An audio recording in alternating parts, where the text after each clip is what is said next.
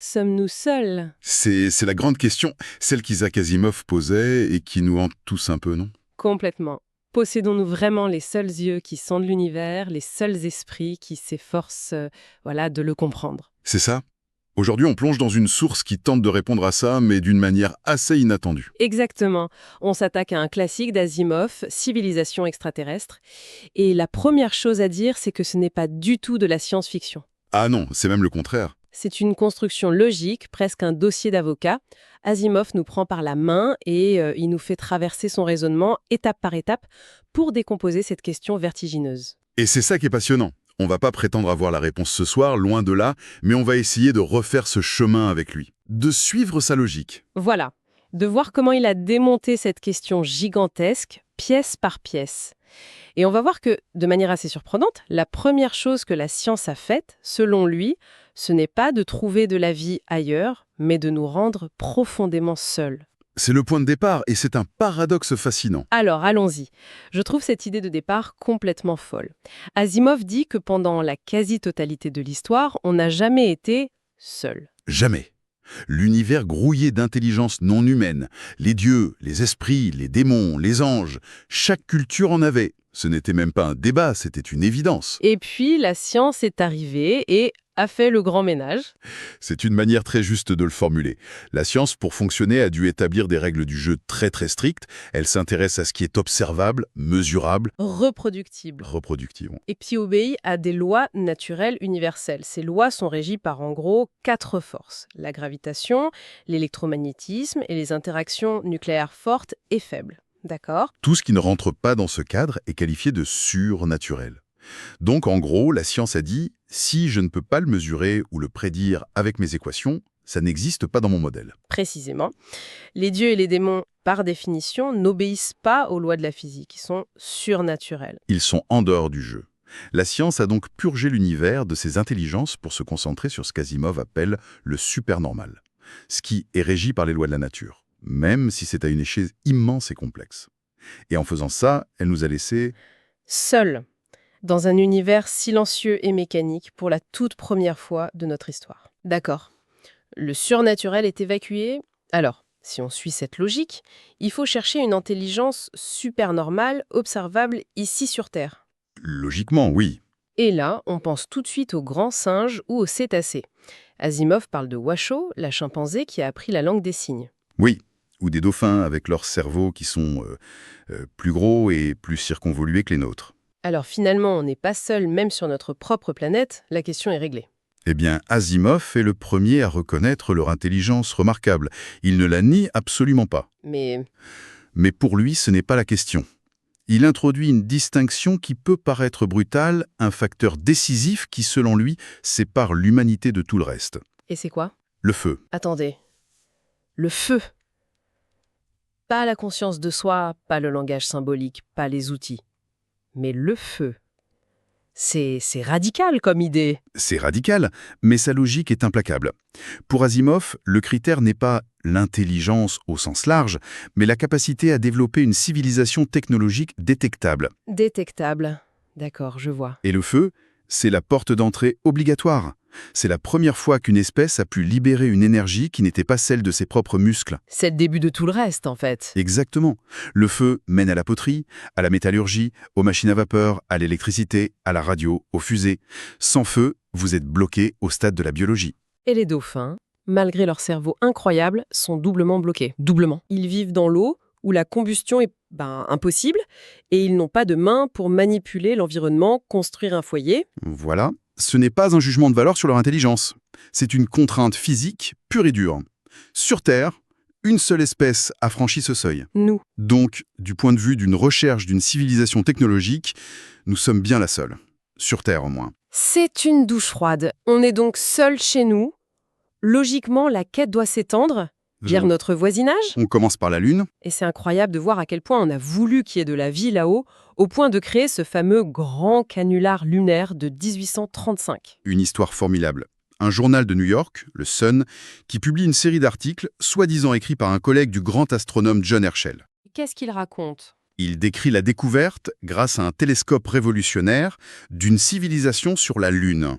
Des forêts, des océans, des bisons lunaires et même des êtres humanoïdes ailés. Des hommes chauves-souris. Les ventes du journal ont explosé. Tout le monde y a cru. Ça montre à quel point le désir était fort. Totalement. Mais la science, elle, était déjà en train de refermer cette porte. Comment ça? Grâce à la théorie cinétique des gaz. C'est une théorie du 19e siècle qui explique en gros que pour qu'une planète retienne une atmosphère, sa gravité doit être assez forte pour retenir les molécules de gaz. Et la Lune est trop petite. Trop petite, sa gravité trop faible. Elle ne peut retenir ni air ni eau. Et sans eau liquide. Pas de chimie complexe, pas de vie telle qu'on la connaît. Les molécules n'ont pas de milieu pour se rencontrer, interagir. Exactement. Les missions Apollo ont fait que confirmer ce que la physique prédisait depuis un siècle. En ramenant des roches, elles ont montré que la Lune était, pour citer Asimov, sèche jusqu'à l'os. Game over pour la Lune. Prochaine étape, évidemment, la planète qui a le plus alimenté nos fantasmes, Mars. Et là encore, tout part d'une histoire de traduction. Une histoire incroyable. En 1877, l'astronome italien Giovanni Schiaparelli observe des lignes à la surface de Mars. Il les nomme canali, Canali qui veut dire chenot en italien. des formations géologiques naturelles. Mais quand la nouvelle arrive dans le monde anglophone, canali est traduit par canals. Et canals, en anglais, ça implique une construction artificielle, des canaux. Une seule lettre qui change tout. Le H de chenal qui disparaît et qui donne naissance à toute une mythologie. Et un homme en particulier va s'emparer de cette idée. Percival Lowell, un aristocrate de Boston, immensément riche, qui va consacrer sa fortune et sa vie à cette idée. Il a construit son propre observatoire, c'est ça? Oui, en Arizona. Et il passe des années à cartographier des centaines de ces canaux. Il développe toute une théorie, une civilisation ancienne et sage sur une planète mourante qui aurait construit un gigantesque système d'irrigation pour amener l'eau des pôles vers l'équateur. C'est fou de penser que toute notre image de l'invasion martienne, de H.G. Wells à aujourd'hui, est née de cette simple erreur de traduction et de l'imagination de cet homme. Totalement. Ces livres ont eu un succès phénoménal. Mais là encore, la réalité, révélée par les sondes spatiales, a été brutale. Les sondes marinaires et vikings. Oui, dans les années 60 et 70, et les images ont montré un monde complètement différent. Pas de canaux, une surface désolée, criblée de cratères, balayée par des vents de poussière. Et l'atmosphère? Glaciale, irrespirable, composée à 95% de dioxyde de carbone. Les zones sombres et claires que Lowell prenait pour de la végétation et des déserts n'étaient en fait que des variations de poussière à la surface. Une douche encore plus froide. La Lune est stérile, Mars est un désert glacé. Notre voisinage immédiat est une impasse, on dirait. Alors pour Asimov, la seule solution, c'était de regarder beaucoup, beaucoup plus loin. Vers les étoiles. C'est là que le livre bascule. Il quitte l'exploration pour se lancer dans un grand calcul de probabilité. Il part du nombre d'étoiles dans notre galaxie, la Voie lactée. Environ 300 milliards. C'est un chiffre qui donne le vertige. Comment on fait pour filtrer un nombre pareil? Par où on commence? Par la première question. Combien de ces étoiles ont des planètes? À son époque, on n'avait encore détecté aucune exoplanète. Aucune. Mais Asimov utilise une déduction brillante. Il explique que la plupart des étoiles de type solaire tournent très lentement. Or, elles devraient tourner à une vitesse folle. Ah oui, pourquoi? Par conservation du moment angulaire. Mais où est passé tout cet élan de rotation? Il a été transféré aux planètes qui se sont formées autour d'elle. C'est du Sherlock Holmes astronomique, ça, hein? C'est exactement ça. Il en conclut que la formation de systèmes planétaires doit être la norme, pas l'exception. Premier filtre passé, on garde presque tout le monde. D'accord. Et ensuite? Ensuite, le deuxième filtre, le type d'étoile. Il faut une étoile semblable au Soleil, c'est-à-dire pas trop grosse, pas trop petite. Pourquoi? Une étoile très massive, une géante bleue, brûle son carburant à une vitesse prodigieuse. Sa durée de vie n'est que de quelques millions d'années. Beaucoup trop court pour que la vie complexe ait le temps d'évoluer. Voilà. Et inversement, une étoile très petite, une naine rouge, pose un autre problème. Ah bon? Elles vivent pourtant des milliers de milliards d'années. Oui, mais leur zone habitable, la région où l'eau peut être liquide, est très très proche de l'étoile. Ah, je vois. Une planète si proche serait verrouillée par les forces de marée, comme la Lune l'est avec la Terre. Elle présenterait toujours la même face à son étoile. Un côté brûlant, un côté gelé. Des conditions extrêmes, peu propices à une biosphère stable. D'accord. Donc on élimine les géantes et les naines. On garde les étoiles de taille moyenne. Et après? Filtre suivant. La planète doit se trouver dans cette fameuse zone habitable, l'écosphère. Ni trop près, ni trop loin. la zone boucle d'or. C'est ça. Et dernier filtre. La taille de la planète elle-même, assez massive pour retenir une atmosphère et de l'eau, mais pas trop pour ne pas devenir une géante gazeuse comme Jupiter. Donc, on a pris nos 300 milliards d'étoiles, on a appliqué tous ces filtres. À la fin, après ce grand ami cosmique, il reste quoi? En étant volontairement très conservateur dans ses estimations, Asimov arrive à un chiffre qui donne le vertige. C'est-à-dire 650 millions. 650 millions de planètes potentiellement habitables où la vie aurait pu éclore et évoluer. Rien que dans notre galaxie. 650 millions? Ce n'est pas un petit chiffre. Ce n'est pas peut-être quelques-unes. C'est une foule immense. Notre galaxie devrait être bruyante. Et c'est là qu'on arrive au cœur du problème, au paradoxe qui rend fou. S'il y a 650 millions de mondes possibles, alors où est tout le monde? Pourquoi ce silence radio assourdissant? Et c'est le fameux paradoxe de Fermi, le grand silence. Et Asimov propose deux hypothèses principales pour tenter de le résoudre. La première est assez sombre. Je m'en doute. Il se demande si l'intelligence technologique n'est pas en fait une impasse évolutive. Une impasse évolutive. C'est-à-dire une branche de l'évolution qui mène inévitablement à sa propre fin. Exactement. Une civilisation, en devenant technologique, développe forcément les moyens de sa propre destruction. La guerre thermonucléaire, c'était la grande peur de son époque. Bien sûr, mais on peut ajouter la catastrophe écologique, l'épuisement des ressources, une pandémie. La durée de vie d'une civilisation technologique pourrait être ridiculement courte à l'échelle cosmique. Quelques siècles?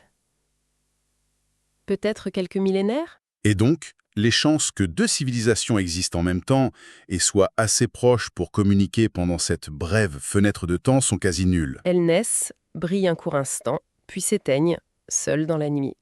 C'est une idée terrifiante parce qu'elle nous tend un miroir. C'est une hypothèse très forte. Sa deuxième grande idée est moins dramatique mais tout aussi efficace pour expliquer le silence. Laquelle? L'impossibilité ou du moins l'extrême difficulté du voyage interstellaire. Les distances sont la vraie tyrannie d'univers. Notre voisine la plus proche, Proxima du Centaure, Plus de 4 années-lumière. Avec notre technologie, il faudrait des dizaines de milliers d'années pour y aller. mais est-ce qu'on peut être si catégorique? La physique d'aujourd'hui dit que la vitesse de la lumière est une limite, mais une civilisation avec 1 million d'années d'avance sur nous, qui sait? C'est une excellente question. Mais Asimov, en bon scientifique, raisonne avec ce que l'on sait. Et selon la relativité d'Einstein, cette limite est fondamentale. C'est inscrit dans la structure même de l'espace-temps. Voilà. Il explore des solutions comme la dilatation du temps ou les vaisseaux-génération. Mais sa conclusion est que le voyage resterait si coûteux, si long et si dangereux que personne ne le tenterait à grande échelle. Chaque civilisation serait une île. Isolée dans son système solaire, prisonnière d'un océan cosmique infranchissable. C'est un sacré ascenseur émotionnel, ce lire. On part d'un univers plein de dieux, la science nous laisse seuls, puis les probabilités nous donnent 650 millions de voisins. Qui sont soit morts, soit coincés chez eux à tout jamais. On ne sait pas quelle conclusion est la plus déprimante. Ils nous laissent face à un mystère profond, sans réponse facile. La logique nous mène à une foule, mais nos sens ne perçoivent qu'un silence de mort. Et pour finir, Asimov nous laisse avec une dernière idée. Une pensée vraiment provocatrice, presque une pirouette.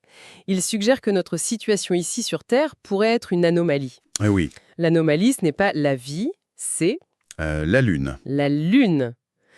C'est vrai que le fait que la Terre possède une Lune aussi grande par rapport à sa propre taille est une rareté statistique. La plupart des planètes rocheuses n'en ont pas, ou alors de tout petits astéroïdes. Et notre Lune a non seulement stabilisé l'axe de rotation de la Terre, ce qui a offert un climat plus stable, mais elle a surtout joué un rôle psychologique. Elle a été un objectif, un point brillant dans le ciel, visible, assez proche pour qu'on puisse en distinguer les détails, et terriblement tentant. Elle a été le moteur de notre imagination, de la mythologie à la science-fiction. Et finalement, le premier but tangible de notre programme spatial, un tremplin cosmique. Ce qui soulève une question fascinante pour conclure. Se pourrait-il que la plupart de ces 650 millions de civilisations potentielles naissent sur des mondes sans lune? Ou avec des lunes insignifiantes. Sont-elles, même si elles existent par millions, condamnées à rester prisonnières de leur berceau planétaire, le regard tourné vers un ciel nocturne vide de toute destination évidente, se demandant, elles aussi, avec ce mélange de solitude et d'émerveillement, si elles sont vraiment seules?